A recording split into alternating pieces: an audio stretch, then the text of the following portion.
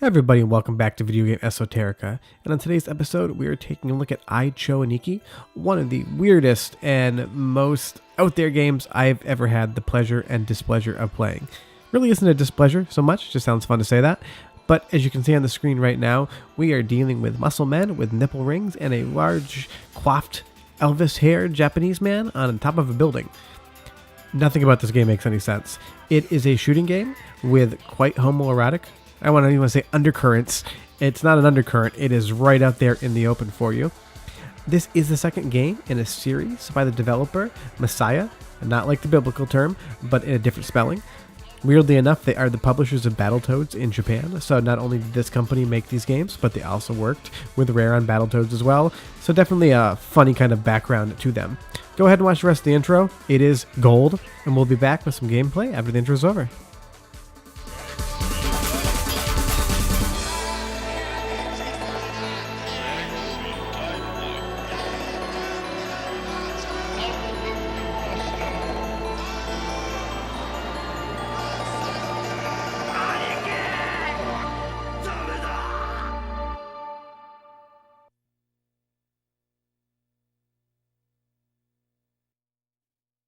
So now that we're into the gameplay of Cho Aniki, we can talk a little bit about the background of the genre itself.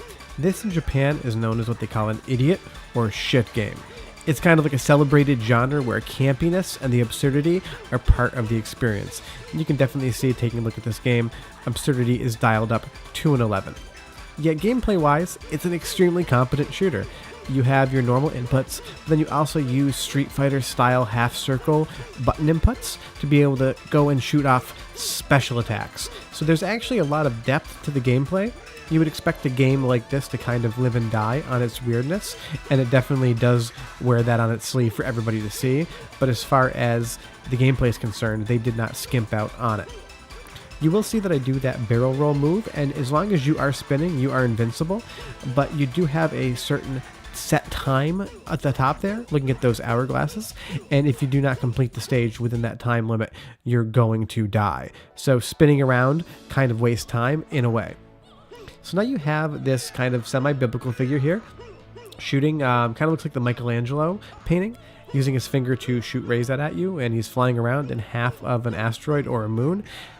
But the soundtrack to this game is what really hits me more and more, is that for a game that's weird, for a game that's strange, clearly the people that made this game love the concept because the artwork is incredible. There's got a lot of parallax scrolling. There's a lot of great music soundtrack to it. And there are 8 games in this series. There's a fighting spin-off, there's a role-playing spin-off, there's a mobile phone game exclusive to Japan, and then there's releases for the PlayStation 1, Saturn, PlayStation 2, as well as the PlayStation Portable. So this series isn't just a one-off oddity. This is actually a series that's been going on for a very long time. On the last entry in the series, you're basically searching for the holy protein. I will let you definitely decide what you think that might be. So the games even get weirder as they go along. But what I'm going to do right now is I'm going to shut up and let you listen to a little bit of the soundtrack because it is outstanding. I'll come back a little bit and talk more about Cho Aniki, but enjoy the music and the gameplay, and we'll be back in just a second.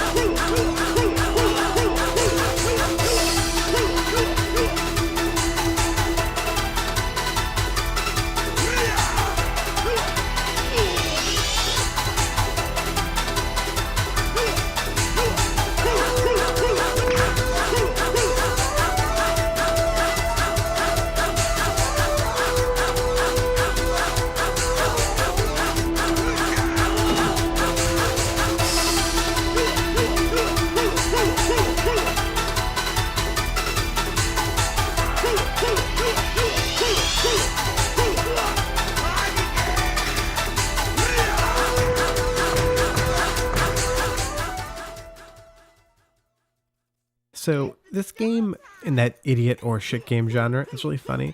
If you take a look at the back artwork for this release on the PC Engine, the entire back of the case is pixelated. And I know what you're thinking, he bought a bootleg copy. No, I didn't. I've had the disc checked. I've checked with other people that own this game. This game is so fly-by-night in a way that the art on the back of the game is pixelated because they didn't have a high enough resolution screenshot of their own game. And if that doesn't kind of tell you how this game was made, then I don't think anything else would be able to relay the feeling of it any better than that. You've got these tiny little guys running around with these giant, look like kabuki mask heads on with some sort of like mechanical veins coming out of the side. You have these robots at the bottom shooting off missiles into the air, and then you have these flying heads that just kind of inflate over and over again. And you do get power-ups, which are basically just extra time on the board, so there is a little bit of like a power-up system, and it is nice that one bullet doesn't take you all the way back to the beginning. That time bar is actually your life bar, so it's definitely a game. It's really easy to play, extremely hard to master, but listen to this music. I'll be back after it's done. It's great. I love it.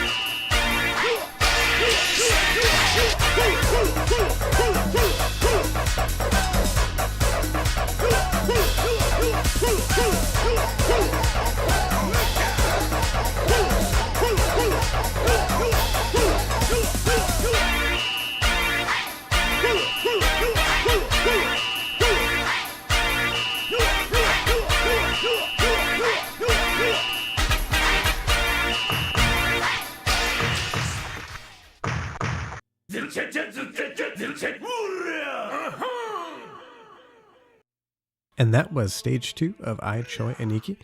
There's something about that song I just absolutely, every time I hear it, makes me smile. Then you get the stage, which is completely tonally quite different. You have a ton of parallax scrolling. You have some great artwork, all these faces in the trees.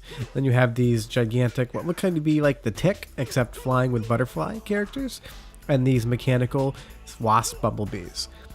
Trying to figure out what's going on in this game is kind of pointless because you're never going to figure it out. But there is a charm that this game has that is so unique compared to all sorts of other games in the genre or on the platform or in general, that this game is actually, to me, quite excellent. Every time I play this game, I have a lot of fun, I have a smile on my face, I have a good chuckle, and I get a good experience playing the game itself because there is a lot of depth, and the game is actually a really good game. And that kind of stays true for the entire Cho Aniki series. All the games, they might not be the best example of a shooter released that year or even that 5 years, but they're so much fun to play, and that's what's great about the series, and I'm glad that it definitely exists to check out. I'm really not surprised that there hasn't been a game in the Cho Aniki series after the PlayStation Portable release. I think we've kind of gone past the point in time in which these really weird games come out on any regular basis. And maybe we'll see something again in the series for like a Steam release. Otherwise, that is Cho Aniki. I'll let you guys watch the rest of this boss fight. But thanks so much for watching. Do me a huge favor and hit that like and subscribe button down below. Definitely helps us out. Otherwise, we will be back next Tuesday with another episode. If you have any questions, leave them in the comments below, and I'll do my best to answer each and every one of them. Otherwise, thanks so much for watching. Have a great weekend. We'll see you next week. Bye-bye.